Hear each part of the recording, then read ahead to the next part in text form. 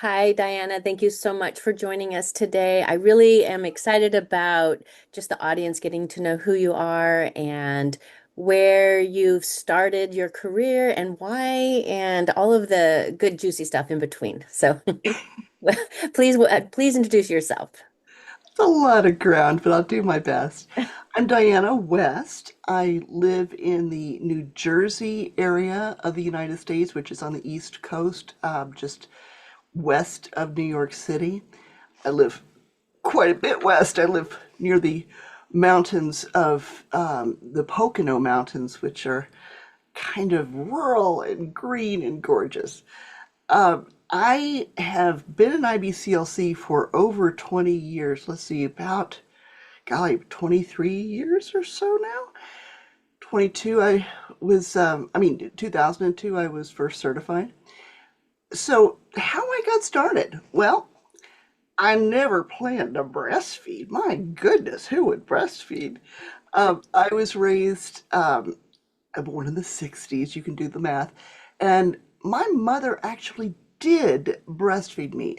Very unheard of in her area, in her day in Arkansas. She had read a book about natural childbirth and had had me without any medication, which was just also unheard of, but it was because her first baby died from too much anesthesia. So she was determined not to have any anesthesia. And, breastfeeding is a whole lot easier when you don't have any. So she just kind of naturally, I don't even know if she planned on it, but she did. She breastfed me for, get this, a year, which in those days was, my mother-in-law bragged that she breastfed her son, and I later learned for 3 weeks. So it was just unheard of to go so long. Of course, I had orange juice supplementation early on, and those kinds of things. And 4-hour schedules. And when you look at pictures of me, I'm super, super skinny. So, it wasn't perfect, but it was breastfeeding. And yet she never talked about it. She talked a whole lot throughout my life about natural childbirth and how just transformational it was for her. It was really empowering, and she felt like a groundbreaking diva, not diva, groundbreaker. And when my brother was born 2 years later, the university sent a whole school of nurses to watch this unusual, weird thing of natural childbirth. So I knew about that, but not breastfeeding. When I was pregnant with my first child, I had had a breast reduction 5 years before. So I knew, of course, that I couldn't breastfeed. Everybody said so. All the books said so. So when I read the breastfeeding books, I'm sorry, the pregnancy books, I skipped over the breastfeeding chapters. Why would I want to read that? And then I read a pregnancy book that didn't let me skip over it because it was integrated throughout. And that was the book by Dr. Sears. I think it was called The Birth Book. I can't even remember the title now, but good old Dr. Sears. For those of you who remember him, he was just the groundbreaker in attachment parenting, kind parenting, and just a whole different approach to parenting, which was really eye-opening for me. So then the baby was born, and I still didn't plan to read it. I read Dr. Sears stuff. I knew it was probably a great thing, but it wasn't possible, right? I'd had breast reduction surgery. And yet, there was something primal. I had a very medicated birth. I had an epidural all the way through pushing. I was on board with the more medicine, the better. And yet, even so, something came over me, and I just fiercely wanted to breastfeed that baby. So, as soon as he was born and they checked him out, I put him to my breast and he latched. Wow. Of course, I knew he wasn't getting any milk. I knew I couldn't breastfeed him, for real. But for that moment, it was wonderful. And then, they cleaned us all up. I went back to the recovery room and they took him away to the nursery so I could get my rest. And they said they would give him some formula by cup. Very, very progressive, not bottle, cup. I was lying there. My husband, it had been a long labor. My husband just crashed out. I was lying there aching for my baby. And I just decided to go find him. So I put on my robe and I padded down the hall and I went to the nursery and he was screaming. And they said, "Thank goodness you're here. We haven't been able to calm him down." And I scooped him up and I sat down in their little rocking chair and I put him to my breast and nursed him. Oh, And he was calm and everything was right in our world. And that was the moment when I thought, I know I don't have any breasts, have any milk. I know I can't. I do have breasts. I don't have any milk. I know I can't do this long term, but oh my gosh, wouldn't it be wonderful? So then they had actually just weighed him before I got in the room, and for some reason or other, and then they weighed him again, and they found that some milk had transferred. So, and I saw some milk too. It was colostrum, of course, at that point, but I saw it, and I thought, okay. Now, of course, we're not talking a lot of transfer here. We're talking, just a tiny amounts, but it was still something. So I was kind of at that point thinking, still, gee, wouldn't it be wonderful? Probably not possible. Definitely will need to supplement. But I did keep nursing and then supplementing after. And he did great. I had no pain. It was really great. And I loved it. So as soon as we got home from the hospital, I sent my husband to the library. I mean, this is the olden days. I mean, the internet was new. And I said, get me any book you can about breastfeeding. And you know what he brought back? He brought back two great books. One was The Nursing Mother's Companion, which was just fabulous. And the other book was The Womanly Art of Breastfeeding, mm, which later became very important in my life. And I'll speak to that later. So I read them, I devoured them. I learned a few things that were helpful, still needed to supplement. He started having some allergic reactions, and so we switched him to soy and then to hydrosolate formula. It was really rough. But the more bottles I gave him, the more he preferred bottles and started refusing the breast. And I remember so vividly the very last time I breastfed him. It was the middle of the night. I had gone to his nursery. I didn't have him in my room yet. I did that later, but not at that point. And had his formula warming in the little bottle warmer, and it wasn't quite ready yet, so I put him to breast just to calm him. And he nursed really happily, and then when the bottle was ready, I gave it to him, and that was the very last time. And he never accepted the breast after that. But I didn't give up because by that point I had learned so much about the value of human milk, and those books really opened my eyes, that I started pumping. And in those days, I had a I saw a lactation consultant, Anna Utter, which is the best name ever for a lactation consultant. She was later on the IBCLC board. She was just absolutely wonderful, and she introduced me to the concept of the at-rest supplementer, the Medela SNS, which, oh my gosh, was that ever wonderful? I mean, wow, what a great idea. And I used it for quite a long time, except I started getting lazy. It was a lot to set up, and he did accept my breast when there was milk. So he did, his nursing strike wasn't permanent, but it just got so hard. So eventually I started giving more and more bottles, and then the point came when he just absolutely would not take the breast. So again, I didn't give up.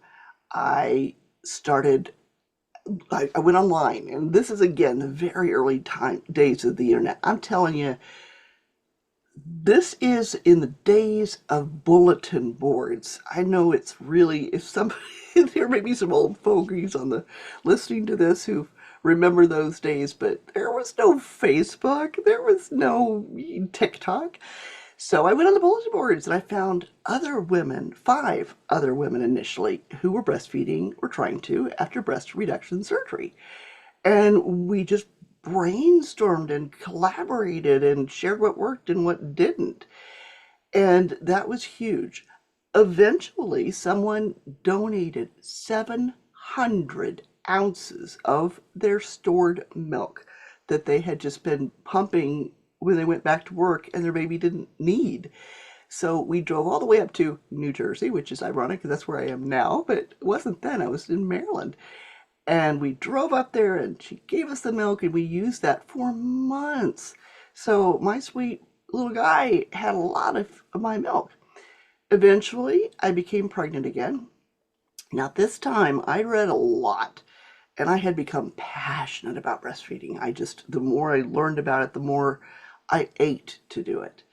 Still knew it wouldn't ever be possible because, to fully breastfeed without supplementation because I'd had the breast reduction. But I wanted to give it the best chance possible. So I learned about unmedicated birth, which, of course, my mother's experience had definitely informed me. And I decided to give birth at a freestanding birthing center instead of the hospital. And I did. And he was born, my second child, very quickly. He was really just adamant. He was a great nurser. No pain. Well, okay, yeah, I had pain later on, but not initially.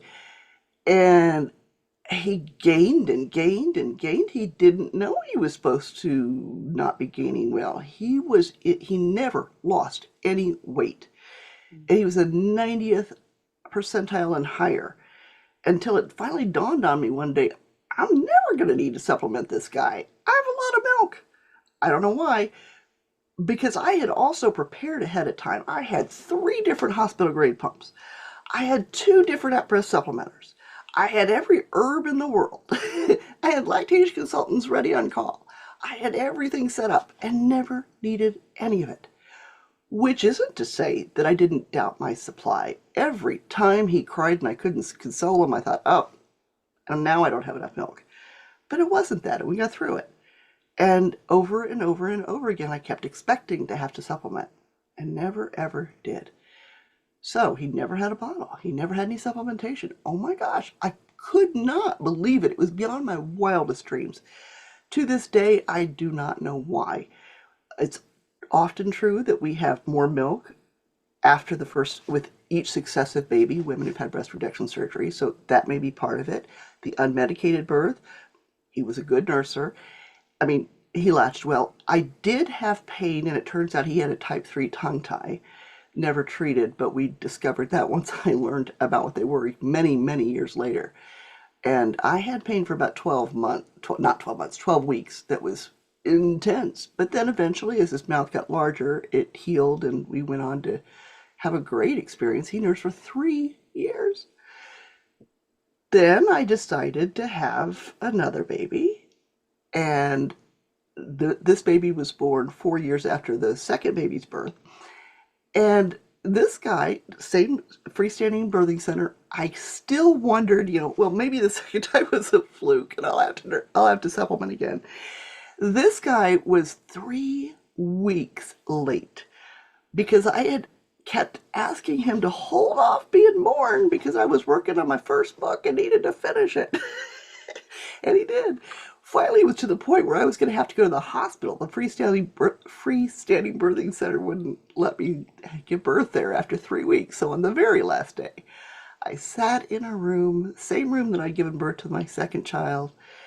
It was a beautiful May afternoon. The windows were open, the curtains were blowing in the breeze, and I read Mothering magazine, which isn't much around anymore, but in the olden days, that was just the wonderful magazine for mothers who are trying to do things naturally. And it was almost as if legions of women from the past were surrounding me in spirit and helping me encourage this little guy to finally make his arrival. And sure enough, I went into labor. And he was born 4 hours later, which is mighty quick. But of course, it often happens with babies who are significantly delayed past their term date. So, again, I expected to have to supplement. This guy, I didn't have any pain. He gained wonderfully.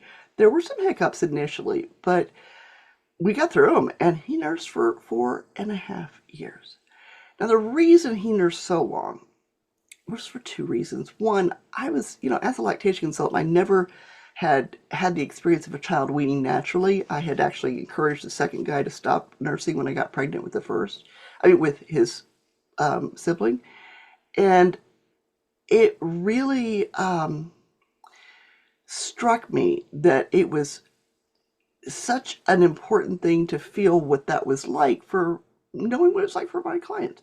But also this child, who, by the way, I just realized I've been using male pronouns and she's transgender. I should have said used female. I was just thinking about the baby as I understood the baby at the time.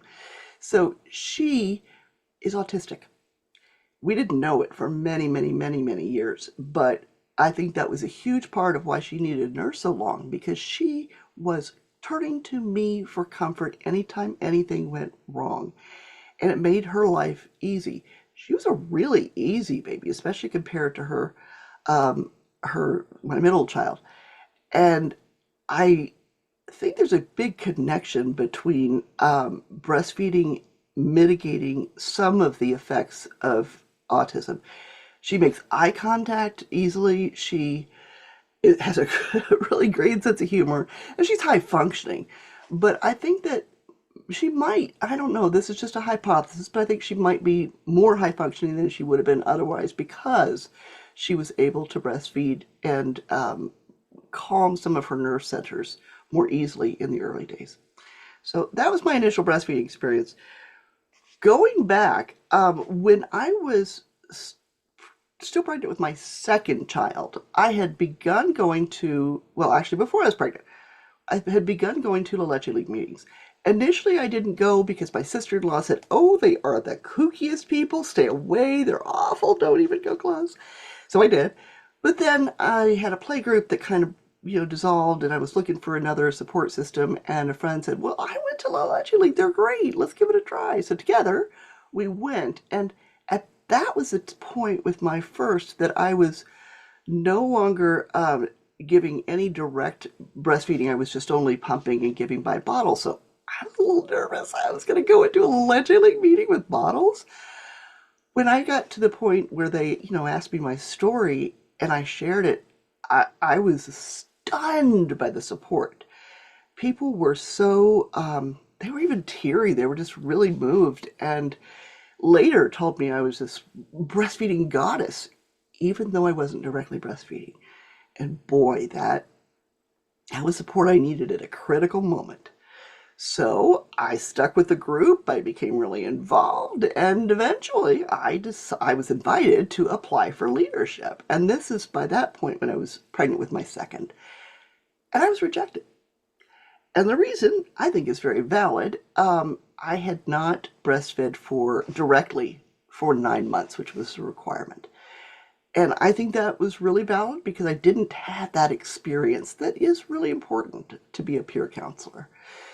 So I understood. My mother had also just died, and I didn't have the bandwidth anyway, so I was totally fine with it. But they said, if you ever have another baby, apply again. We'll see how it goes. I did, and they accepted me this time because I had breastfed for longer than 9 months. And at that point, I was accredited and became the sole leader of the group when all the other leaders moved on to other things. And I began thinking, this is something I really want to do professionally. Before my first was born, I was headed to a master's degree program in industrial organizational psychology. I had just earned my bachelor's degree. So I never planned any kind of work in the healthcare field. And yet I had become so passionate. When I was still learning about becoming a Leche League leader, I was delving into all of the technical stuff and just loved it. I was reading LACNet. I was meeting all the people that I later became friends with, but all the leaders, Diane Wiesinger, Linda Smith, Nancy Moorbacher, and on and on. And so eventually it got to the point where, again, I decided I really think this is something I want to do. I want to look into becoming IBCLC certified.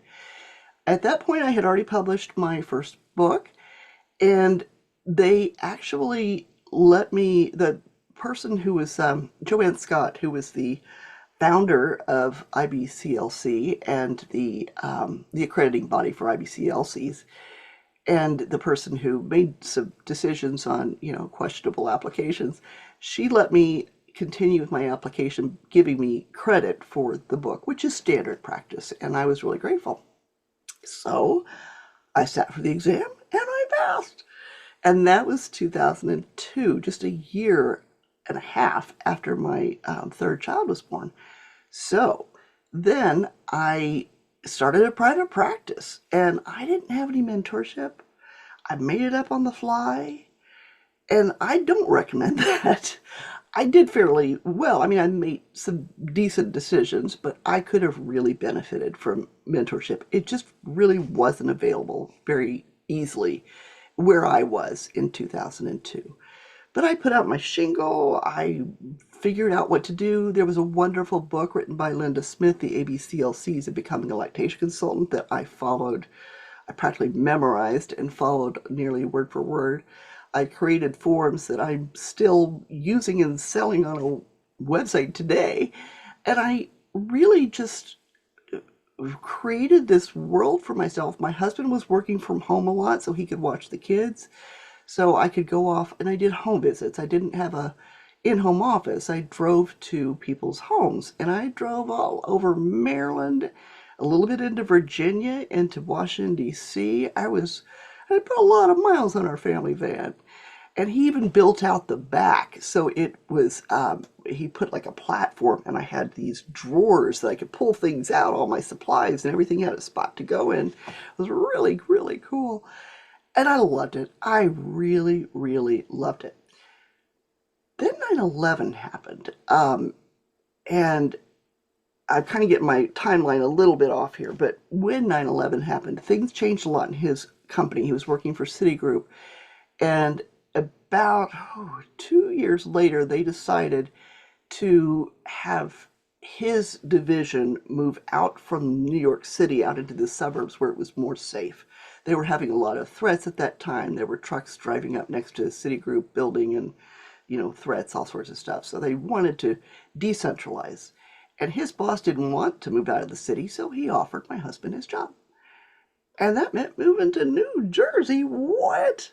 Isn't New Jersey like the Sopranos? Last place in the world I never thought I'd want to go. But we did. And we found this beautiful rural area and a beautiful old 300-year-old home. And it was just an idyllic place. And we were there for, well, eventually 11 years. Raised the kids there. They went to school there. It was a beautiful, beautiful area. For the first few years, I didn't restart my practice. I just needed to sort out my new home. My youngest had started showing the signs of autism and needed a lot of help. My middle one was severely, severely hyperactive. And that's a tough, tough combination. So I had a lot on my plate. I was a stay-at-home mom with really high-need kids, all three for different reasons. And so I didn't do anything professionally for a while, but I stayed in touch. And I had begun, I'm still messing up my timeline again here, but I had begun lecturing soon after my first book was was published, when I was still in Maryland. I had first begun lecturing to small allegedly groups, then expanded, and I began lecturing much more widely and then eventually internationally. And I discovered how much I loved lecturing. Everybody's supposed to be afraid of public speaking, right? I thought I was terrified of it until the day I realized I'm not scared of this. I love it. This energy, this exchange between a large group of people, it was so incredible. And the days that I was going to speak, I'd wake up in the morning and think, I get to lecture today. This is so exciting. I'm so happy. And I still feel that way. And I'm not lecturing actively now anymore, and I miss it a lot. So it was a really wonderful way to continue in the profession, stay up to date. Because I was lecturing, I went to all those conferences, but I wasn't actively practicing.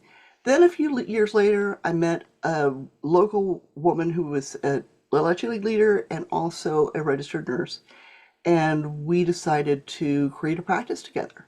And we called it Mahala, which means she had actually been a Peace Corps volunteer in Cameroon, and I believe that's where the word came from, and it just meant togetherness and people coming together to help each other.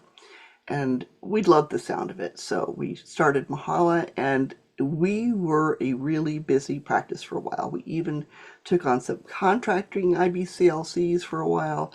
We eventually created a brick and mortar office. But then things kind of fell apart and I left the practice and I missed it a lot, but I was overwhelmed in my life. I had begun publishing, I think, 4 other books, which takes a tremendous amount of time and research. So I wasn't giving my best to the practice, and they needed a lot more leadership than I could give at the time.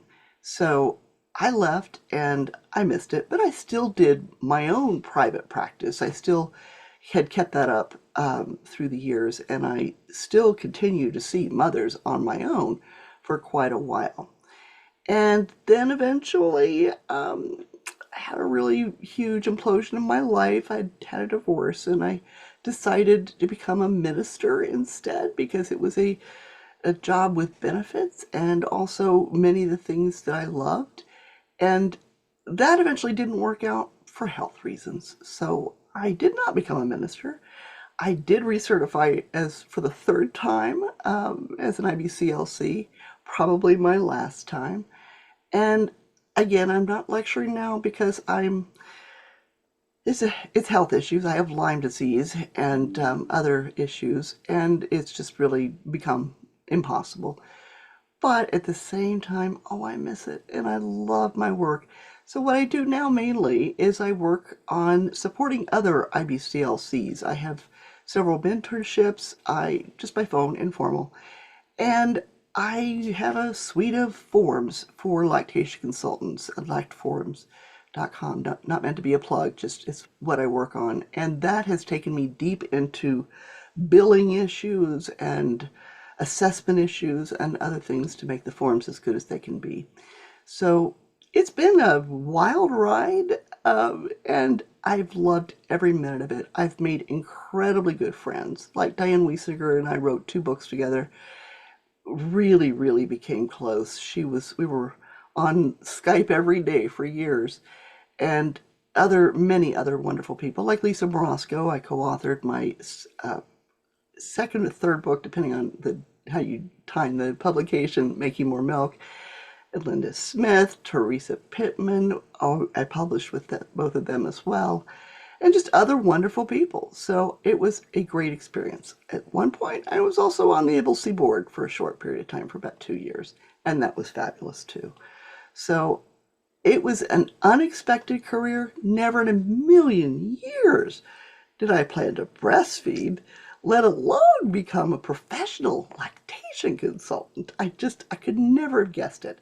And I certainly could never, ever have guessed that I would have any kind of fame or anything like that. So it's surpassed my wildest dreams, and I've loved every minute of it. So I'll stop jibber jabbering. No, What? it's so good. I just wanted to give you that space just to share because I feel like most people don't get to hear the backstory, right? They meet you maybe right in the moment where they are at, and then that's where you start your journey with them. And so I think giving people a chance to hear more about your background, your passion, um, why you do what you do, I think that you give hope, right, to people that may think that I can't do it or I'm not going to be able to do it because somebody told me somewhere along the line that it wasn't going to work.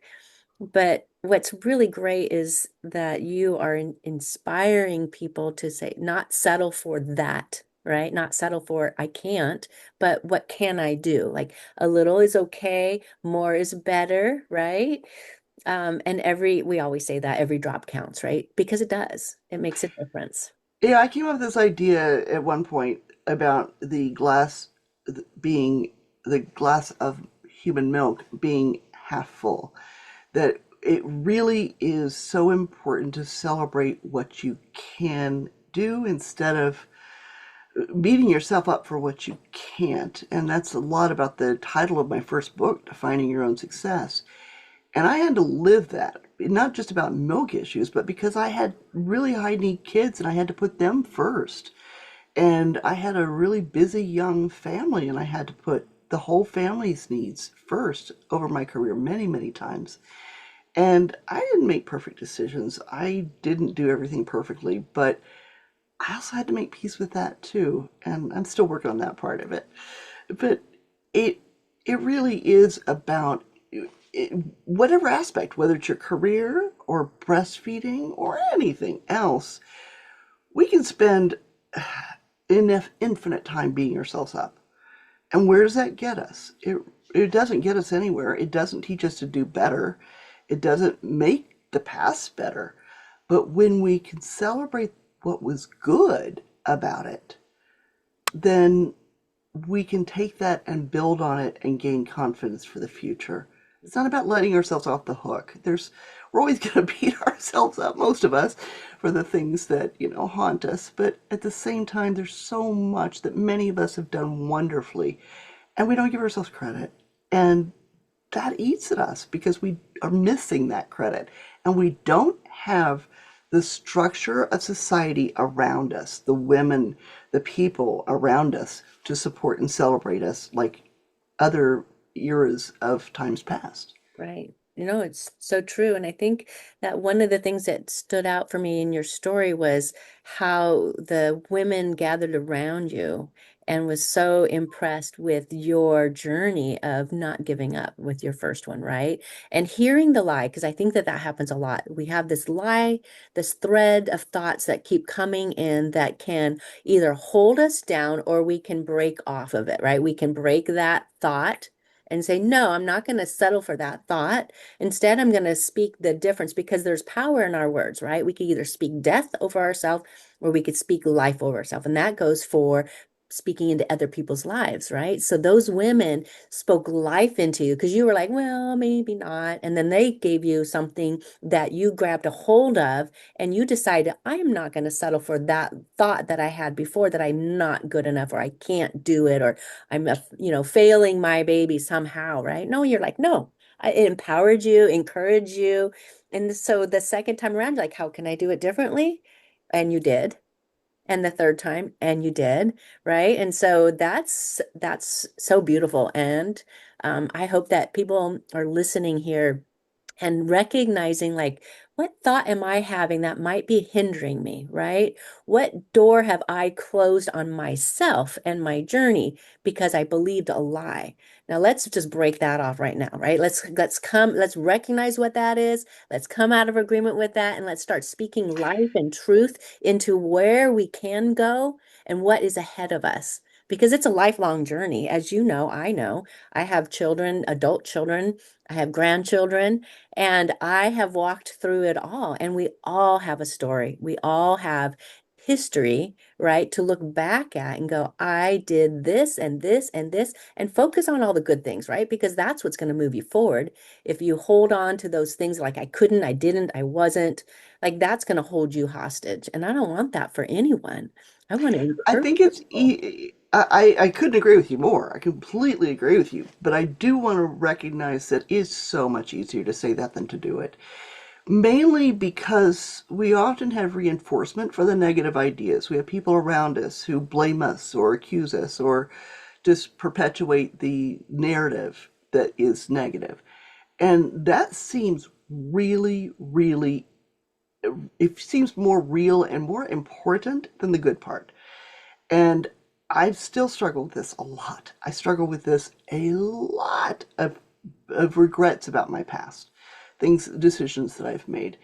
And I think that it is easy to say, just break out of it. And I'm not saying that it's trite, but it takes, I think, more than just deciding to. I think what sometimes is necessary is that, like that when you said that group that reinforced to me, I didn't have their perspective. I don't have my own. I was really nervous to go into that group. My friend was very encouraging, still friends today, very encouraging, and that's what got me there. But it was the reflection of the perspective from the other people that shifted my own perspective because I wasn't seeing it the way they were. And I think one of my something I think about a lot is we don't know what we don't know. I say that a lot. Hmm. I think about clients who said, well, I know there's nothing I can do about, this nipple problem or that nipple problem because they don't know what they don't know. I know more about things that can help, that they didn't know that I would know. So sometimes we're trapped in believing that our narrative our perspective, our beliefs about what's happening is the only reality, when maybe it's not. Maybe there's other people who can look at it a little bit differently and help us see it a little bit differently that breaks us out of it. And I think I'm really glad that you're highlighting this point because it's bigger than breastfeeding. It's bigger than being a woman. It's life. It's just a life issue that we all struggle with.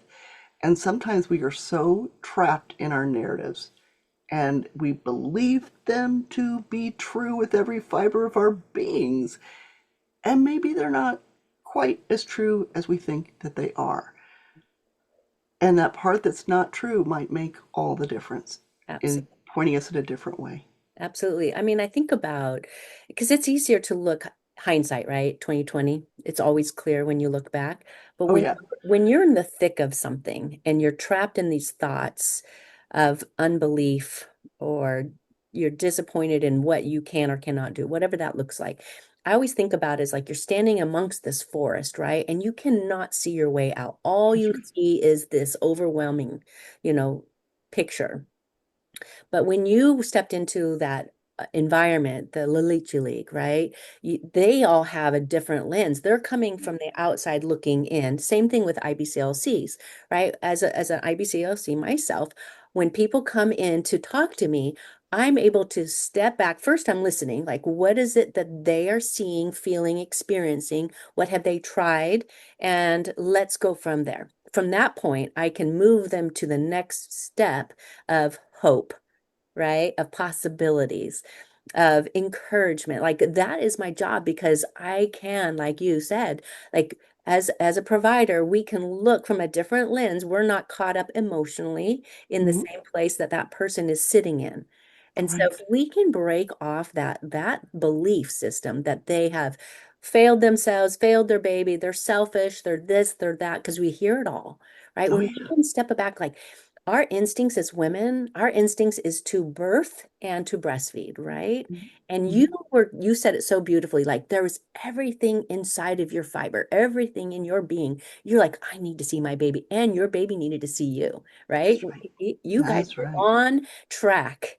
And it was beautiful to hear, like you were able to comfort and soothe your baby just by listening to your instincts. And I think the instincts are super important. And I think for my own personal journey, there was something about me that I had not learned how um, to recognize what my instincts were as like I just kept pushing it away, pushing it away, pushing it away, pushing it away. Because when I grew up, like I had a very unhealthy environment where they just said, your voice doesn't count, what Mhm. you think doesn't matter. And so that's what I was stuck in until I started becoming a mother and responsible for my little babies. And I realized like, wow, how many times has my instinct been right on? Like in impacting making a difference for my children, advocating for them, when I would go to the pediatrician and they're like, there's nothing wrong. I'm like, there's something there. I know it because I feel it. I experience it.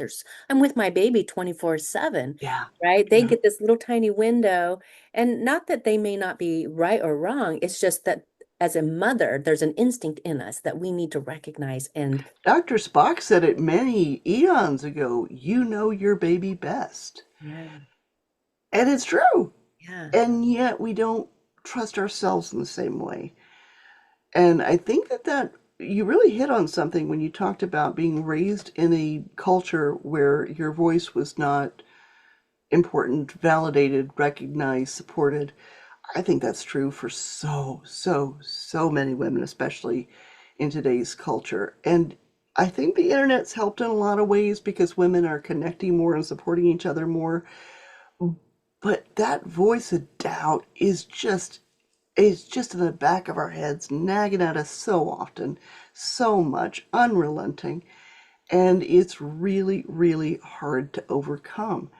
And I think about so many men who, I don't mean to make this a sexist thing, but they're just not raised that way. They're raised with, you've got good ideas. Hey, that's great. It's just a lot of a barrier that we have to overcome in order to just function normally and in everyday life. Yeah. And when it comes to breastfeeding, That instinct part is ginormous. And that really became a huge part of my writing, my books.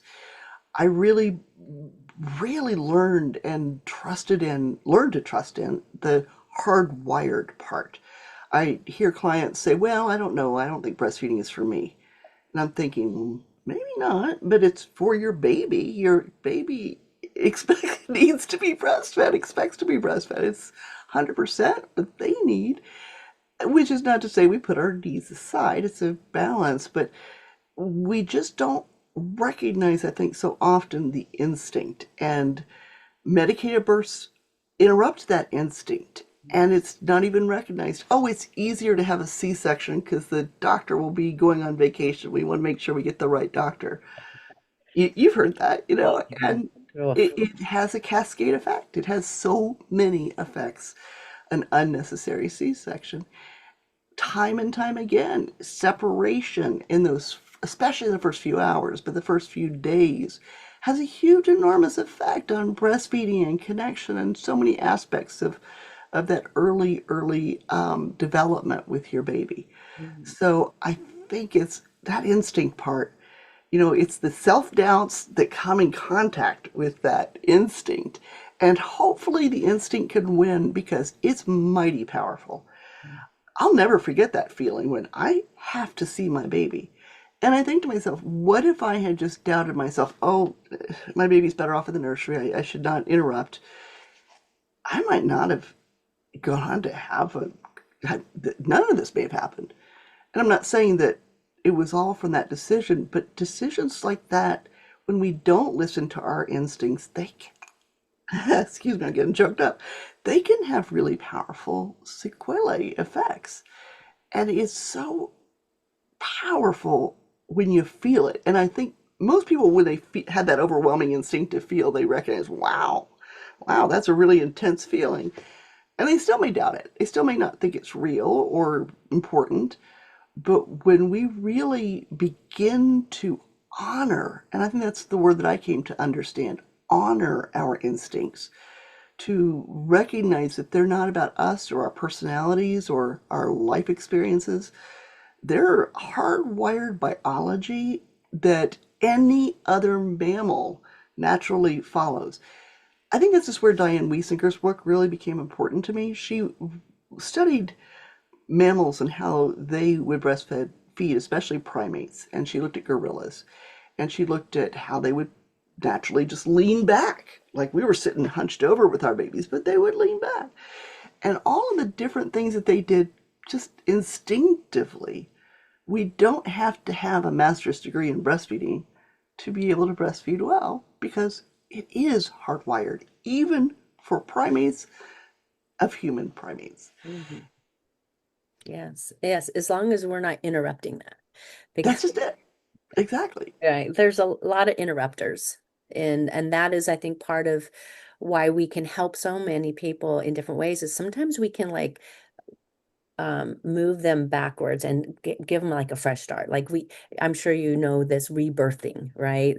This process. Sometimes we need to bring that baby back to the beginning and help them, trigger those natural responses. The same thing with moms, like encouraging it's okay to do these things. 100%. Yeah. Oh, And oh, those instincts are there for a long time, sometimes quite a long time. And it really is such a powerful thing when you suddenly start just switching off the thinking and just flowing with what your body is telling you feels right. mhm. And most of the time it is. And that's weird because we're not raised to trust our bodies. That's the other big part of it. We're not. But there's something else that I have to bring up, which is as white women, we have one general way that we experience things, but women of color have so many more barriers, so many more things that come in and interrupt their opportunities to breastfeed. They don't get the support. They have much more difficult birthing experiences. The master's degree that I never finished with my theology program was about the spiritual cost of breastfeeding inequities, racial inequities in breastfeeding.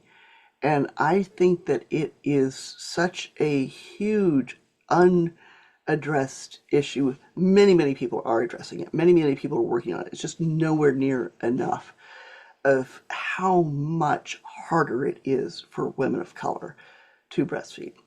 Now, what do you So, think, if you could pinpoint, make a couple of sentences, like, why do you think that is? What is that common thread? wow. Okay, are you ready? Mhm. Oh, it's racism. It's just straight out racism. There's no other way to. There's no other answer.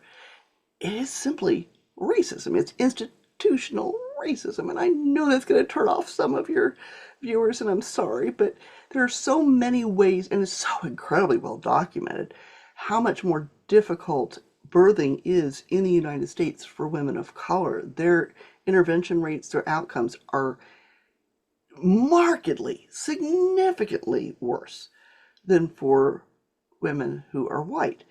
And there's just no other reason for it. It's been documented consistently. It's been written about. There's a lot of really good research about the inequities. And of course, it's not just in the US, but it's significantly worse in the US. And I think that goes back to our history.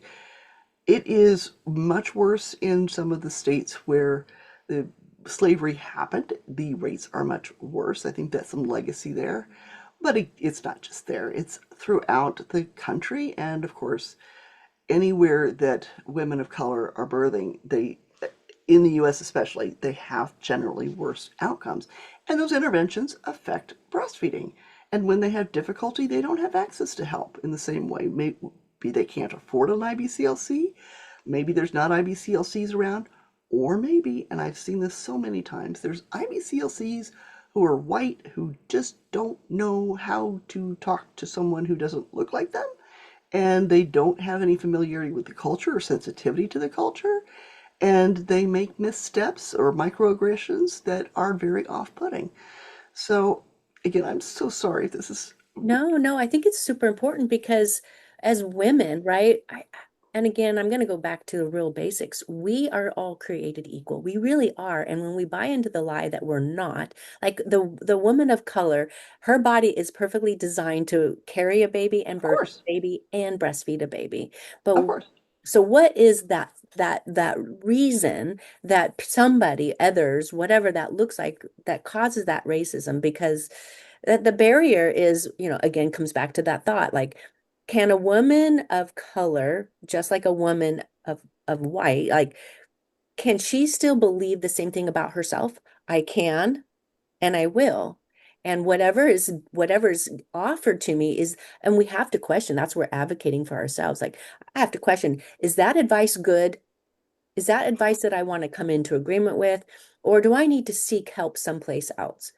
And the reality is that the advice can be very bad. It may not be very good, but there's more than just advice. There's advice from the outside, from healthcare professionals, but there's also advice inside cultures. And the Black culture in specific in the United States has a really, really dark history of exploitation for advertising that undermined breastfeeding. It's some fascinating stories, and that's what I plan to delve into in my master's thesis that I never did. But there were several important instances where families were given a lot of money not to breastfeed and to promote certain formulas, and that influenced a lot of African American women. And it also, in that and many other similar dynamics, perpetuated a narrative that African American women can't breastfeed as easily.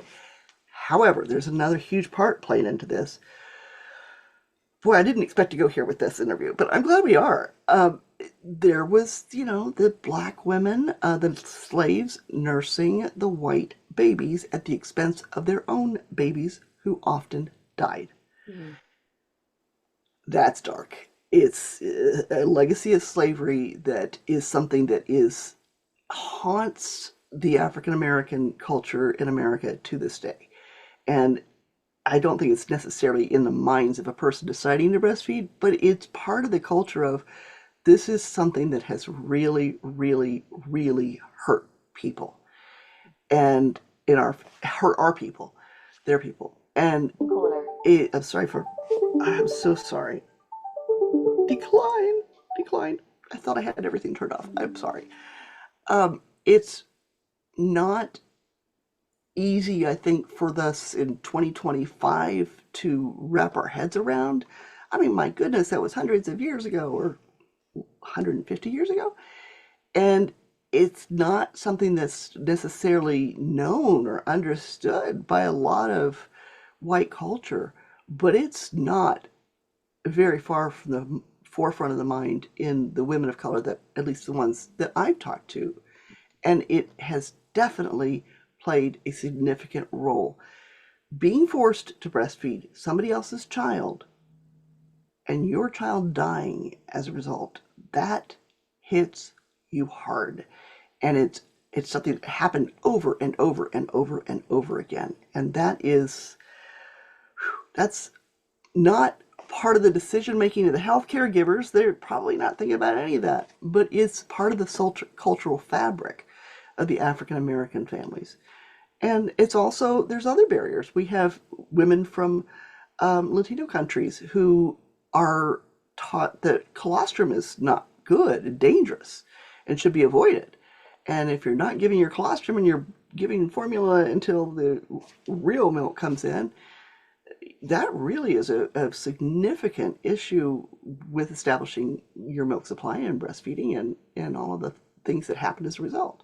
So it's just one example. Other cultures have taboos around certain aspects of breastfeeding that are interrupting the success possibilities. There's a lot going on, and which is not to say that white culture doesn't have our own issues too. We all do. But I think what's really important in this discussion is just recognizing that as hard as it is for white women in the American culture, it's significantly harder for women of color. And until things are better for them, it's not better for any of us. Right. I think that, it's just thinking about this conversation about helping women, all women. It doesn't really matter what color they are, where they're from, so to speak.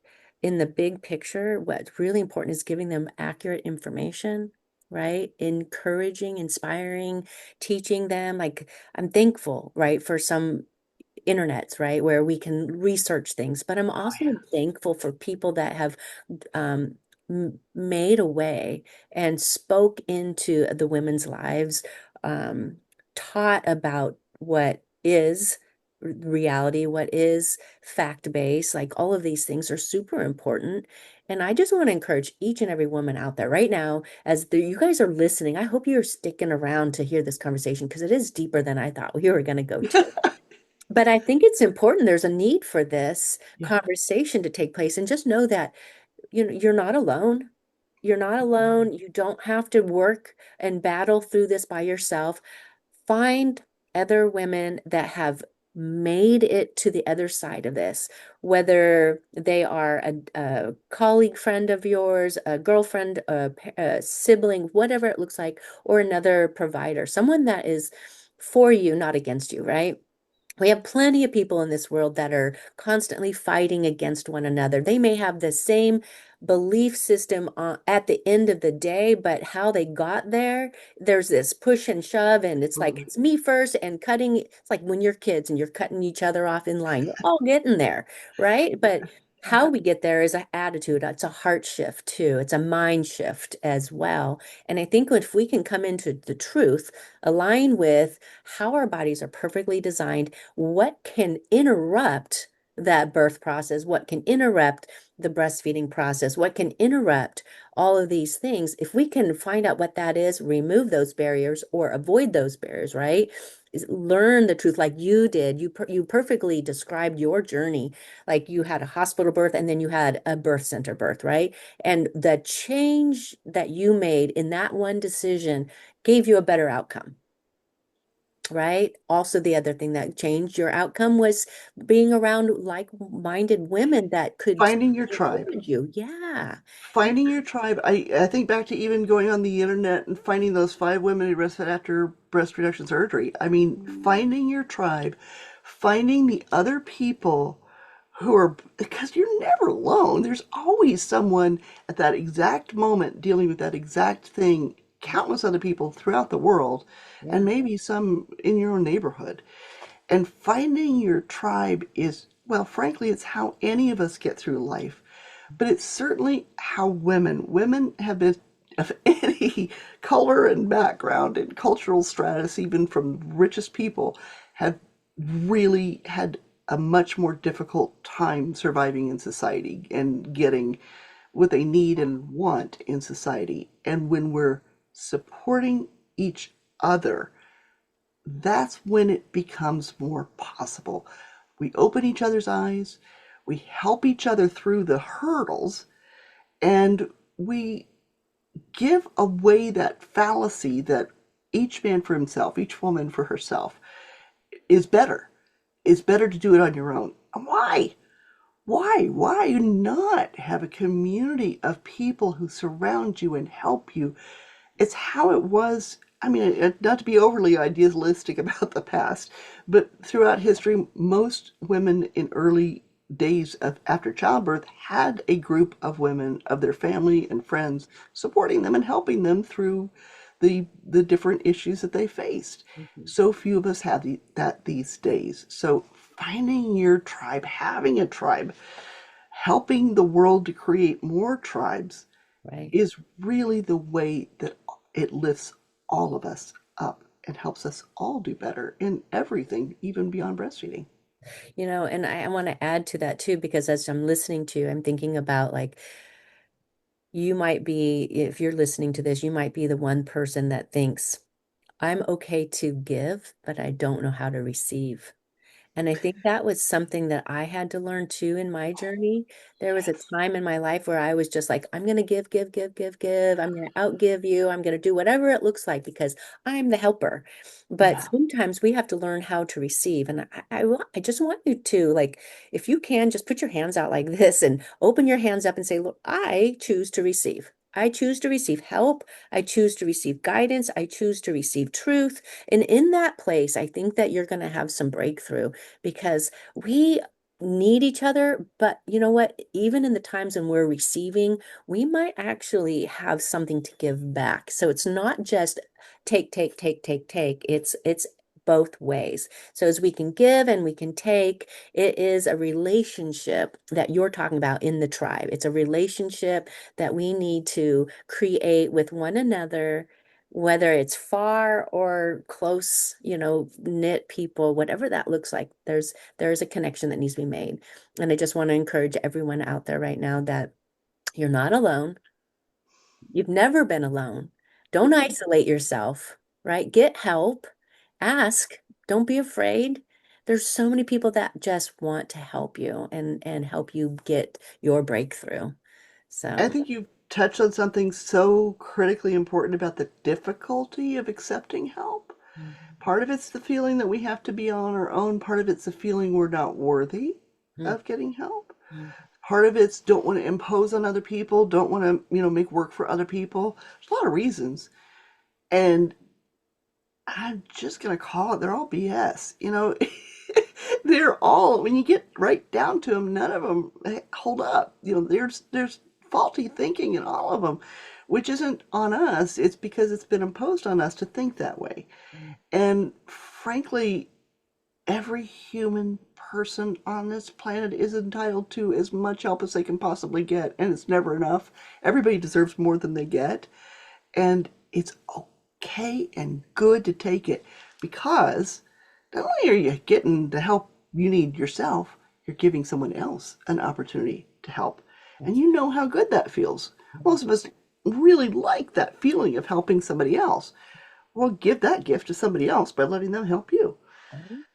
Yeah. And just think, you might be the one, just like you, Diana, and just like myself, and everyone else that I probably have an opportunity to meet and really get into the deep dives of their life is like, you know what, our journey will help someone else down the line, right? So all the different struggles and battles that we've been through, it's worth it because you're going to be that much wiser and you're going to be able to help that next person. It's like passing the baton. You're going to be able to help somebody else. And It I creates a just precedent. Somebody absolutely. else says, well, that person was able to do it. That person became this uh, person that nobody said that they could be. I'm trying to think of a good example and I can't. But there's a reality of creating a breakthrough of precedent, and it makes it easier for everybody else behind you. It's not always easy, and sometimes it's unexpected. You didn't really plan to do this thing that you did. It just Rosa Parks on the bus. She Mhm. actually didn't plan to be had that moment, but when it happened, it created something that changed the country. And it really is powerful when we give into that instinct. She had an instinct in that moment. No, I am not going to stand up. But I'm she stood tired. up for I'm her. not. Hmm. And she listened to her body, Yeah. and that made all the difference. Yeah. Rosa Parks listened to her body. I've never had that thought before, but I love it. Yeah. It's it's really about trusting our bodies, trusting ourselves, something we're taught early on. You can't trust your body. Your body's, Use your you know, voice. yeah. But when we really start to learn that our bodies do give us important information that helps us to know and helps us to respond to help our bodies, and ultimately helps us spiritually, it helps us emotionally, it helps us in every way. But also, again, we can't do it alone. And when we give others the opportunity to help us, helping them feel better to help by taking help we need ourselves, it's a round circle that continues a spiral upward. Yeah. Yeah. Well done. Well done. Well, I don't want to end this conversation, but I know I need to. And I just really enjoyed speaking with you, Diana, today. Me Thank you for too. sharing your heart and just your passion and compassion. It's so beautiful and so needed. Thank you. Yeah. Thank you. I'm so honored. It's been a joy. Again, I don't get to speak to many people these days, so I really enjoyed this. And I thank you and thank you for the work that you're doing, helping us to connect. That's really, you're helping the tribes find each other. That's ultimately what it's all about. The more we can each do that in our own way, the better off we all are. Right. Absolutely. Well, thanks again. You have a great day. Thank you. Bye bye.